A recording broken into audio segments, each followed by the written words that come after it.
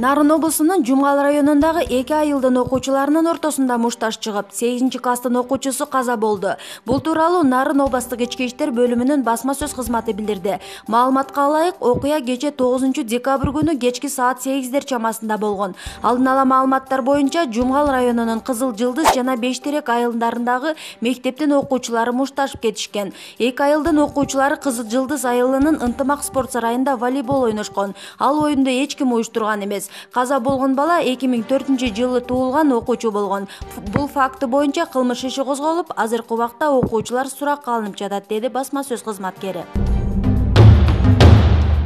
Бүгүн саат 21:00 Апрель телеканалынан экс-президент Алмазбек Атамбаевдин маеги көрсөтүлөт. Мындай маалыматты КСДПнын өкүлү Кундуз Жолдубаева таратты. Маектин үзүндүсүнөн Атамбаевдин президент Сооронбай Жээнбековдун шайлоо штабына тийиштүү деп жарыяланган кара касса Өмүрбек Бабановго козголгон кылмыш иши тууралуу суроолорго жооп бергенин байкоого болот. Буга чейин Атамбаевдин маеги расмий тилде жарыяланган. Бул ирет мамлекеттик тилде көрсөтүлмөкчү. Былтыркы жылдагы Жээнбековдун шайлоо кампаниясынын көмүскө кара бухгалтериясынын кагаздары элге тарап кетти. Адахан Мадумаров ал бир маселени баса белгилеп өттү. Ушул маалыматтар Сооронбай Жээнбековдун легитимдүүлүгүнө чоң доо кетирет дейт да. Ушуга кандай жооп бересиз? Президенттик шайлоодо 2-орунду Өмүрбек Бабанов алды эле. Бирок шайлоодон кийин ага иш козголду, ал Орусияга качканга мажбур болду. Буга кандай карайсыз?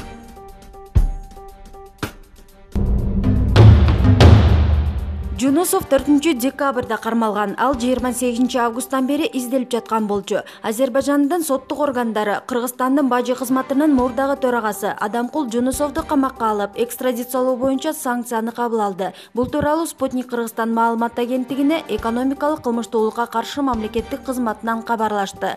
Жунусов бардык процессуалдык процедуралар аяктагандан кийин Кыргызстанга өткөрүлүп берилет. Адамкул Жунусов Кыргызстандан качып кеткенден кийин АКШда жашынып жүргөн. Декабрдын башында Бакуга келген деп Финполдон маалымдашты. Эске салсак, үстүбүздөгү жылдын 28-августунда эл аралык издөөгө алынган Жунусовдун 4-декабрда колго түшүрүлгөнү айтылган. Бажы кызматынын мурунку жетекчиси кызмат абалынан кыянаттык менен пайдаланган деп айыпталууда. Маалымат булагы Спутник Кыргызстан.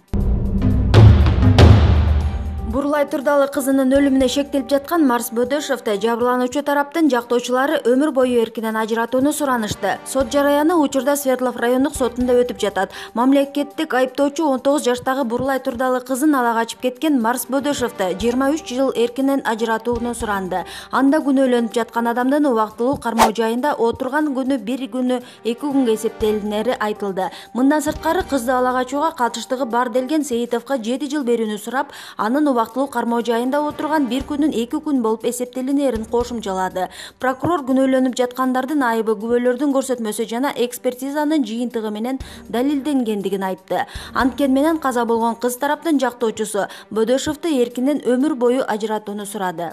Маалымат булагы Спутник Кыргызстан. Бишкек шаарынын Борбордо кала тоо аянтына коюлган башкы балаты кооздолуп өткөнүн мэриянын маалымат кызматы билдирди. Ага ылайык балаты бүгүн 10-декабрда саат 19:00 ачылат. Жаңы жылдын символу болгон балатынын бийиктиги 27 метр, ал эми диаметри 12 метрге жетет. Атайын темирге 2400 бутактары жармаштырылып, 940 дана оюнчук менен кооздолду. Андан сырткары дюралайттан жасалган 4900 метр жаңы жылдык жарыктар жана 440 метр гирлянттар менен жасалгаланды.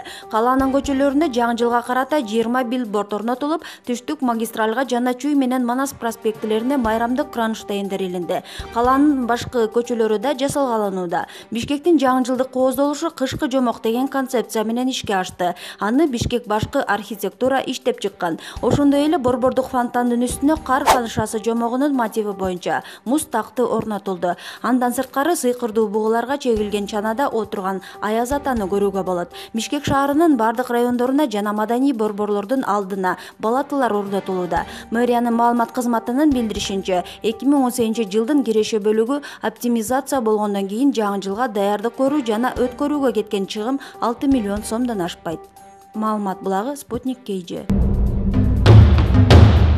Урматтуу YouTube көрүүчүлөр, сиздерге Кыргызстанда эмгеги сиңген артист Гүлжигит Сатыбековдун жаңы чыккан чыгармасын айта кетели. Ал чыгармада өзүнүн студенттик күндөрүнө арналганын жана Ош шаарынын белгилүү болгон кичи райондордун атын атап ырдаганын уксак болот. Негизи эле Юго-Восток кичи району студенттердин шаарчасы, жаштардын району болуп келет. Ырчы жаңы чыгармасын жалпы кыргызстандыктарга арнайт. Бул ырды толугу менен биздин экинчи Кыргыз Music деген каналыбыздан уксаңыздар болот.